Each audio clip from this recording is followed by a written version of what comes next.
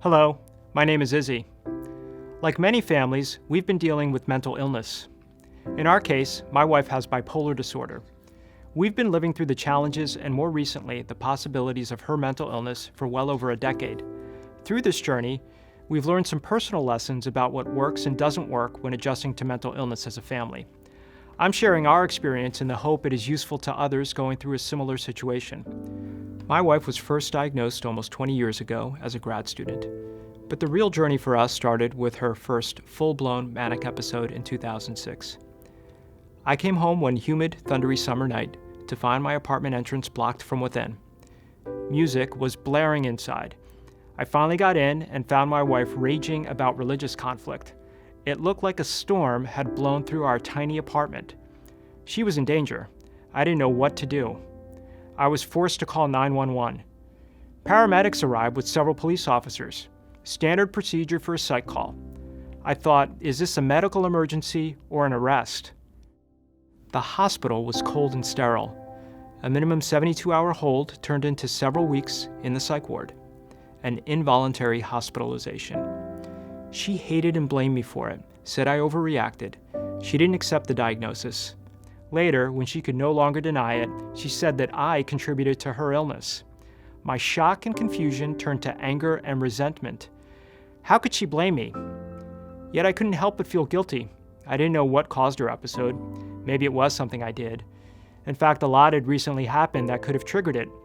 A combination of family stress, work stress, stressful life events. I just didn't know enough back then to make the connections. Better awareness might have allowed me to recognize her sleepless nights and feverish writing that led up to the episode as more than a productive spurt. Visiting the psych ward was enlightening and humbling. In many cases, I could see past the effects of stabilizing meds to patients who had lives in better times, like many of us. It made me think how easily any one of us could end up here for a time out from life, maybe only one traumatic experience away. It normalized mental illness somewhat for me. My wife and I both had a lot to learn in the coming years about the illness, ourselves, and us to ultimately achieve recovery together. There would be several more manic episodes and 2 additional hospitalizations over 10 years. For so long, neither one of us thought deeply about how the other felt or was impacted by the illness.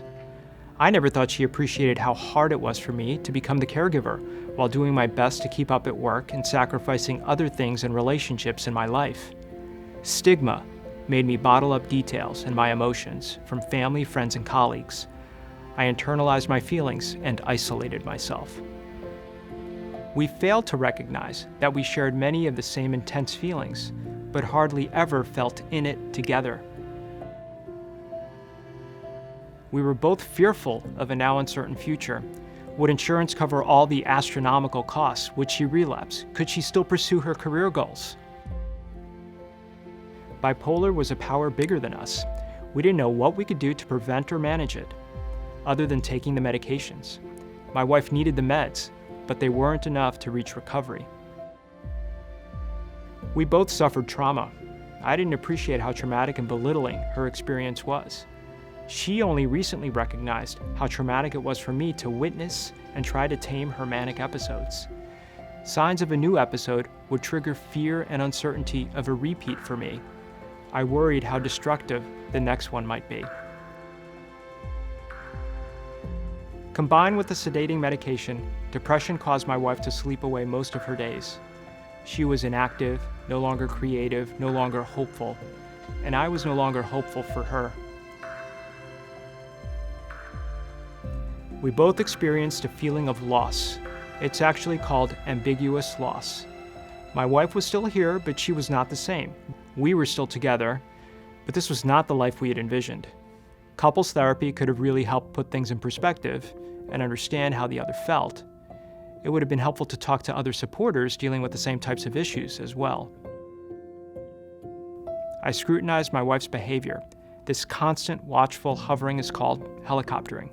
My wife hated being under my constant surveillance. I focused on preventing the next manic episode. I should have focused at least as much on my wife's depression as her mania. In fact, she was perhaps in greater danger when depressed than manic.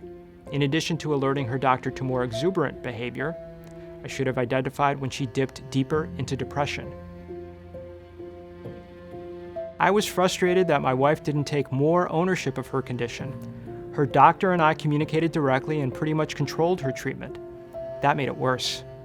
We thought we knew what was best for her, and so my wife became less secure in her treatment when she saw her doctor and me teamed up against her.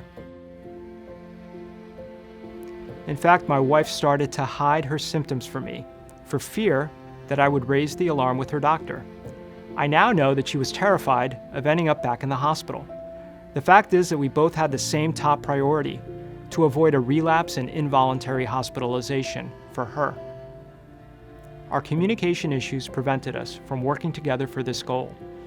We didn't know how to talk or listen to each other for the longest time. After many years, my wife took a stand, a risk for the prospect of a fuller life. As she started to find strength and hope from peer support, she wanted to take more control over her treatment. She changed doctors and forced me to adjust my role in her care. I was furious since I also saw signs of a brewing episode. Luckily, her new doctor jumped right into action, and it worked out. Her new psychiatrist also advised that we see a couples therapist. He also supplemented her care with a therapist. These additional resources helped open up the channels of communication between us. And we finally recognized that our goals were in fact the same. With this realization, my wife, her doctors, and I started working together to achieve recovery. We respect each other's roles and motivations and have agreed to certain rules to keep us in recovery. For example, my wife acknowledges that I am good at detecting her early warning signs. I can share these concerns with her doctor, but she needs to be included in the communication. This type of collaborative care planning would have been a great tool for us to use all along. We now are better partners in treatment and in life. We do more things together and don't make bipolar the center of attention. We go to the gym together, walk our dog, and eat dinner together as much as possible. We enjoy time in the country, and we also avoid her triggers. We can both have more control over the condition, reducing fear and helplessness. I also focused on my own care. I suffered from depression and anxiety through the years. My wife finally appreciated the impact her mental illness had on me. She suggested that I start seeing a therapist, which I did. She also encouraged me to take better care of myself, like seeing a trainer, which I do. These activities and genuine improvement in my wife's condition have helped. I drew boundaries between her needs and my interests and time. I felt freer to start reconnecting with old friends and exploring new activities. Pursuing these interests made me more engaged, connected, and happy. I now realize that to be the best caregiver, you need to take care of yourself too.